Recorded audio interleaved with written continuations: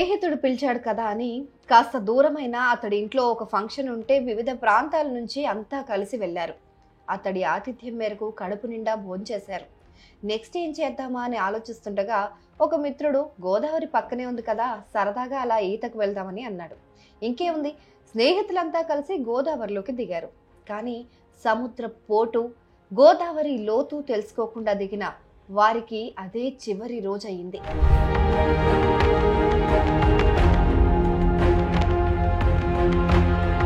అంబేద్కర్ కోనసీమ జిల్లా ముమ్మిడివరం మండలం కమనిలంక వద్ద గోదావరిలో స్నానానికి వెళ్లి గల్లంతైన 8 మంది యువకుల కోసం గాలింపు చర్యలు ముమ్మరంగా కొనసాగుతున్నాయి. సోమవారం సాయంత్రం లైటింగ్ సరిగ్గా లేకపోవడంతో మంగళవారం తెల్లవారుజాము నుంచే గజ ఈతగాళ్లు వలల సాయంతో ఎస్డీఆర్ఎఫ్ అధికారులు గోదావరిని జల్లెలు పట్టడం ప్రారంభించారు. ప్రస్తుతం సమయం వరకు 4 యువకుల మృతదేహాలు లభ్యమయ్యాయి. మరో 4 యువకుల ఆచూకీ కోసం గాలింపు చర్యలు కొనసాగుతున్నాయి.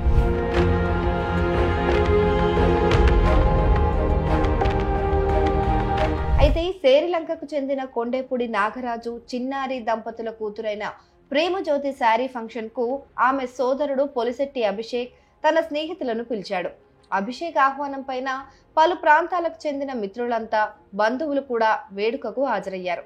భోజనాలు తిన్నారు. ఆ తర్వాత సరదాగా గోదావరి గౌతమిలో స్నానం చేసేందుకు 11 మంది కలిసి వెళ్లారు.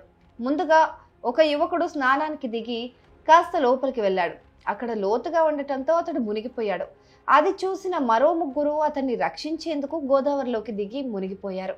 అలా ఒకరి తర్వాత ఒకరు గోదావరిలోకి వెళ్లి ఏదో మాయ జరిగినట్టుగా మొత్తం 8 మంది గల్లంతైపోయారు.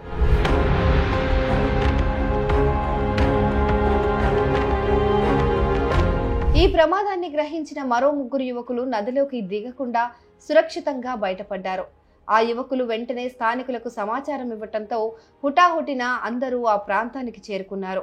పోలీస్ అధికారులు పడవలపైన గాలింపు చర్యలు చేపట్టారు. ఎస్డీఆర్ఎఫ్ బృందం కూడా రంగంలోకి దిగింది. గల్లంతైన 8 మందిలో 4 యువకులు 2 కుటుంబాలకు చెందిన సోదరులే కావడం గమనార్హం.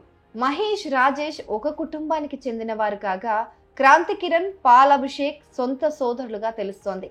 దీంతో యువకుల కుటుంబాల్లో పెను విషాదం నెలకొంది. పైగా వారే ఆ కుటుంబాలకు వారసులు కావడంతో ఆ తల్లిదండ్రుల శోకానికి అంతే లేకుండా పోయింది.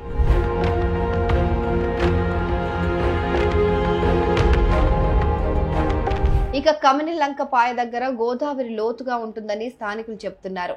యానం దగ్గర గోదావరి సముద్ర పోటు కారణంగా నీళ్లు వెనక్కి ఫోర్స్ గా వస్తాయని మత్స్యకారులు చెప్తున్నారు. ఇది అంచనా వేయలేకపోయిన యువకులు నదిలోకి దిగి ప్రాణాలు పోగొట్టుకున్నట్టు తెలుస్తోంది.